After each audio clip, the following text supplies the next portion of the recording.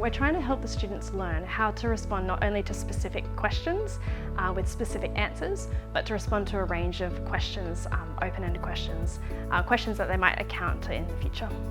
Before starting the PBL experience, we had an inclination to provide STEM in a very isolated environment.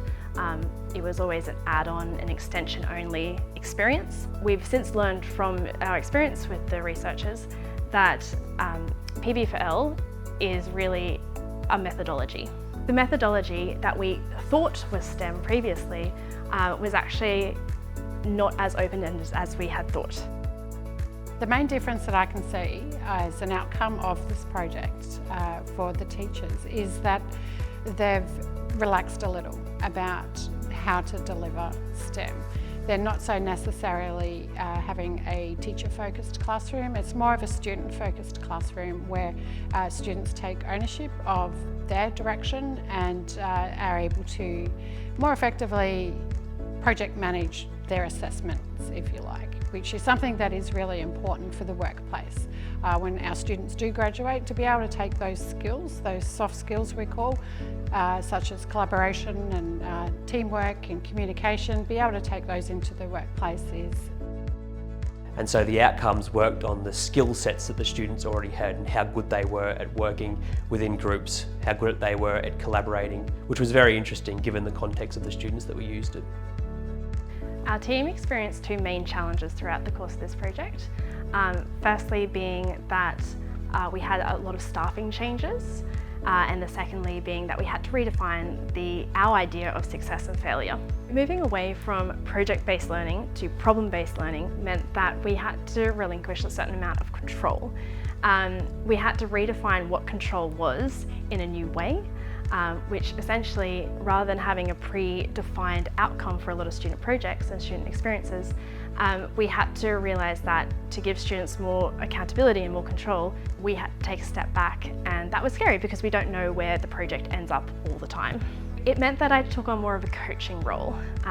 It meant developing a series of questions to draw out the students' knowledge, rather than jumping in every time that they had an issue or a problem. It meant teaching soft skills rather than teaching solutions, so that the students were equipped to solve their own problems. How do you select a person to work with that is going to help bring out the best in you? Trying to get them to appreciate each other's diversity and want to engage with other people that aren't like them. One of the greater outcomes from this project was that we were able to take a step back and look at the major disciplines of STEM and look at how we can create a multidisciplinary approach. So if we had not participated in this project, we may have continued on our usual practices, and that was effectively delivering programs within science, technology and maths and engineering.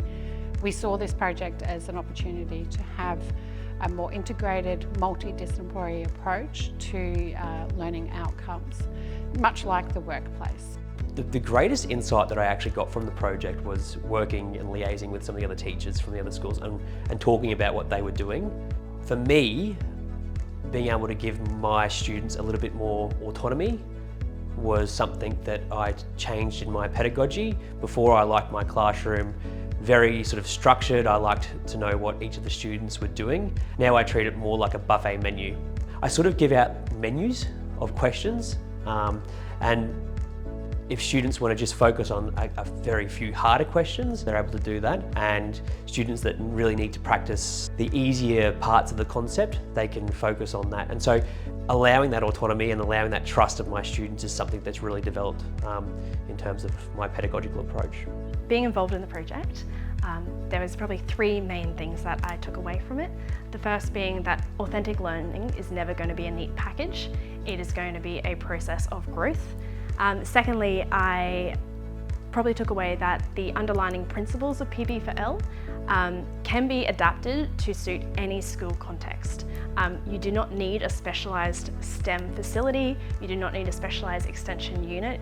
You can take these principles and implement them in your classroom right now. So the principles that resonated most with our school was definitely the ability to build collaboration skills in students, and metacognition, teaching the students how to think about their thinking.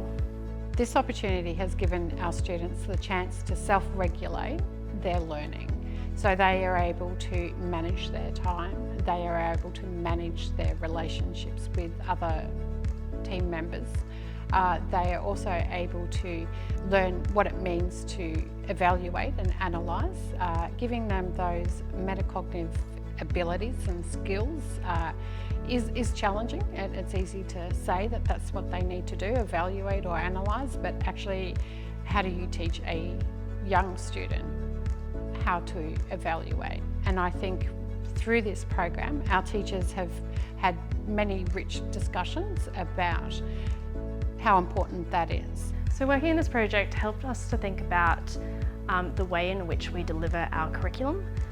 Curriculum is often seen as the structure for all that we do. We're trying to meet those standards and meet those goals.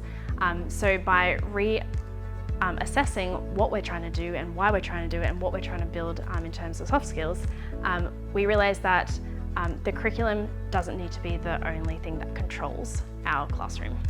I think for me, what I focus on more when I think of PBL and STEM, I think of what skills do I want to teach the students. And it's not about the topics, it's not about the concepts, it's really about the skills that they need to be able to achieve success in whatever it is that we're doing. My advice would be to know your students, to understand their capabilities, and to have some sort of idea of what skills would be appropriate for them to learn, as well as not being afraid to give your students the chance to work independently. When you're working with young people, they very often will jump to a solution or jump to an answer or expect that the teacher will provide the answer. So putting the brakes on that a little bit and saying, well, what do you think? Tell me about what your ideas are, and getting them to articulate those ideas can help them structure their thinking. And even when I do need to step in or do need to provide some scaffolding, I take more of a coaching role.